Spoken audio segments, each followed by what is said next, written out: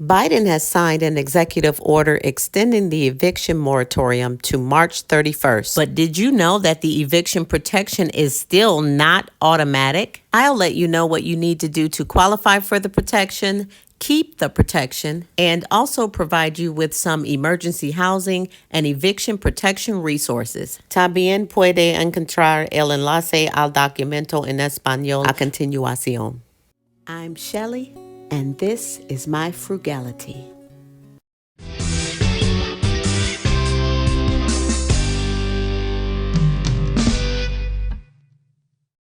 Okay, so this CDC declaration form is how you apply for eviction protection. And in taking a look at the form, it provides you with the qualifications and also some very, very, very important points that you want to understand fully to prevent yourself from being evicted, even with the eviction moratorium in place, which has happened to quite a few people. So let's go through the form together. Just kick back and follow along so that hopefully you will, when you reach the end of the video, be armed with information that can help you avoid some pitfalls and also understand the qualifications for obtaining eviction protection and remaining protected. Also, one of the requirements is that you declare that you have used all best efforts to obtain all government assistance for rent or housing. So that's another reason why you want to stay tuned to the end so that you can take a look at the information I've provided that may be able to assist you with rental arrangements, housing assistance, utilities assistance, food supplement assistance, low-income legal assistance, and more. Okay, now back to the form that you need to fill out in order to receive the protection. Again, it is not automatic. The moratorium was passed to last through March 31st, but you have to submit this form to your landlord for each adult member of your household. Each one of you have to fill it out and submit it to your landlord or leasing agency in order to actually receive the eviction protection. And you must qualify as indicated on the form, which we're going to go through. And I have provided you with a link to this form as well as the other resources that I'll mention later down in the description box. Okay. So in viewing the form, hopefully the first thing that sticks out is the fact that you're being told that in completing this form, you are declaring under penalty of perjury that the information you're providing and declaring is true. So this declaration becomes a sworn testimony. They also point out that you may also still be evicted for reasons other than not paying rent or making a house payment. So why is it important for me to point this out to start? Well, the landlords who have been successfully getting around the eviction moratorium, meaning successfully evicting tenants, regardless of the eviction moratorium that was in place, have been successful at doing so because the tenants have been proven to have violated other provisions in the lease agreement. So, for example, let's say you submitted the declaration form, filled it out correctly, provided truthful information, obtained the eviction protection, then turned around and threw a loud-ass rent party to celebrate the fact that you get to make reduced payments and get to stay in your crib and lift everybody's spirits. The not-so-understanding landlord could use that to still evict you by saying you violated the noise ordinance that is another provision in your leasing agreement. And the court could legally allow them to do so because that is not related to your ability to pay rent. Okay, but let's say you're sitting there saying, well, I don't throw parties. I got too much on my mind to be throwing a damn party right now. So let's say you did meet all other provisions of your leasing agreement. However, when you filled out the form, you were a little less than honest, or you didn't tell any incorrect information, but you omitted some information that would have made you unqualified for the eviction protection. That same not so understanding landlord could decide to challenge the information provided on the declaration form in court and legally obtain a hearing to do so. And if it is found that the information is either not so truthful or is missing some information, they can still legally evict you that way as well. So the very first thing to understand is that the declaration you fill out, if you were to submit one of these forms to your landlord, is considered sworn testimony. And if you have been later found to have lied, misled, or omitted important information, you could be prosecuted or pay a fine or worse, because this is under a governmental program, this eviction protection. So the next thing you'll see on the form is that you have used best efforts to obtain all available government assistance for rent or housing, which was mentioned at the beginning of the video. So you will look for the resources toward the end of the video to help you with that particular qualification. Next on the form, you would need to declare that you expect to earn no more than $99,000 in annual income for 2020 to 2021, or $198,000 if you are a joint filer, or that you were not required to report any income in 2019 to the IRS, or you are receiving a stimulus check or have received a stimulus check. So one of those three qualifications as relates to your income. By the way, if you want details on the stimulus package but want to cut through all the clickbait, check out my stimulus package series videos on this channel. So we'll pair the next two items on the form together. So you would be declaring, if you filled out the form, that you are unable to make your full rent payment due to substantial loss of your income or household income, loss of hours, wages, or being laid off, or having extraordinary out-of-pocket medical expenses. And notice that the next item indicates that you still would make best efforts to make timely partial payments that are as close to the full payment as possible, as your circumstances permit. And you may be sitting there saying, well, boom, there you go. My circumstances do not permit, so that doesn't apply to me. However, later on in the form, you will see that full payment may be required at the end of the moratorium, which right now is ending in 2 months, which is not far away.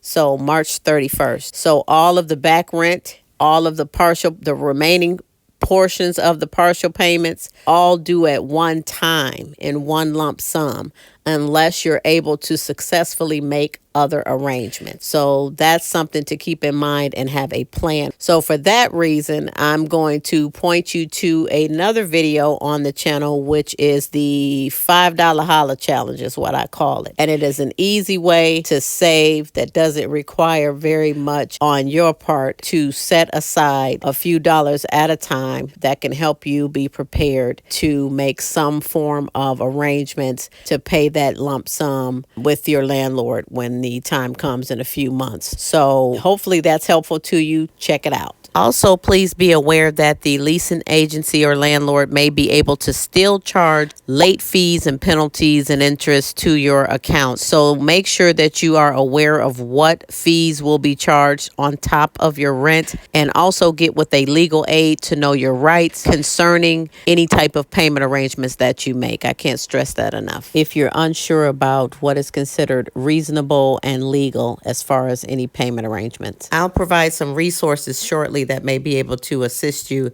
in that regard in terms of receiving legal aid help. And also, I will summarize all of what we've covered so that you have easy takeaways at the end of the video. Finally, and this is very unfortunate, the last qualification is that you indicate that, or you're declaring that if you were to be evicted, you would likely become homeless or need to move to a homeless shelter or have to move in with other people and live in close quarters because you would not have any other available housing options. As mentioned earlier, the form ends with reminders that rent must still be paid, all other obligations as far as the lease agreement and tenancy must still be met, and there may be fees, penalties, or interest charged for not paying rent. And when the temporary eviction protection ends, payment in full may be required, and failure to pay may subject the individual to a eviction all over again.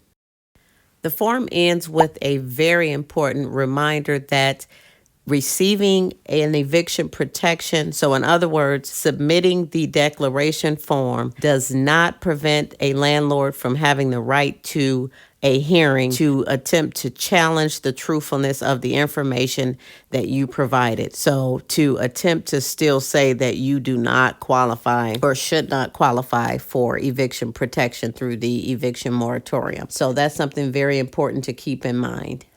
So it is at this point that I will start the resources portion of this podcast by reminding you to seek the advice of a legal aid to help you to better understand your rights and your options for your particular situation and to advise you concerning any payment arrangements. And the same applies if you have not been able to successfully obtain a mortgage forbearance through your mortgage company. Please seek legal aid advice. The following are various forms of pandemic assistance, housing, and budgeting resources.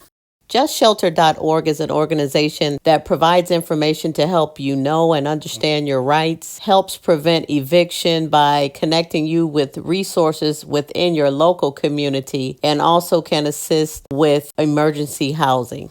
The National Low Income Housing Coalition allows you to search by state so that you obtain information on programs based upon your local area. It also provides information on eviction protection and has an affordable housing database that contains inventory of affordable housing all across the country. If you're not familiar with 211.org, 211.org is an organization that connects you to a specialist who can then connect you with local resources that assist with emergency shelter, housing assistance, food supplement programs, assistance with your utilities, and all sorts of other programs, and is available 24 hours a day, 7 days a week, and is a confidential service. And LSC.gov is Legal Services Corporation, which is a nonprofit organization started by Congress to provide legal aid to low-income individuals. So these organizations may be of some immediate assistance. Please discuss your personal situation with a state agency representative or community specialist in your particular area.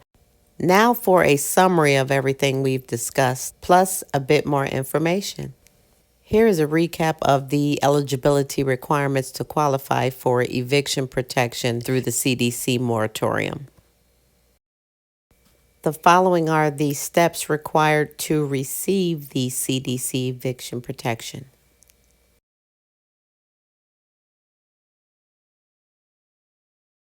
The following is a summary of your and your landlord's rights and responsibilities during the eviction protection.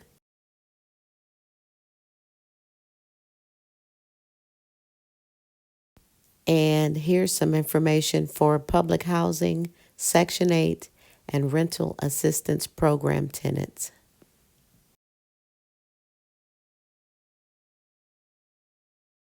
Hopefully this video has been helpful to you. If so, please leave a like to let me know. Please also share the video with someone else who may be able to benefit from this information, and in that way you are paying it forward. Please also remain encouraged and know that the Lord has not forgotten about you. Cast all your anxiety on Him because He cares for you. Don't give up hope. Good news is coming. And remember, we are all essential, and that includes you. I'll talk to you again soon.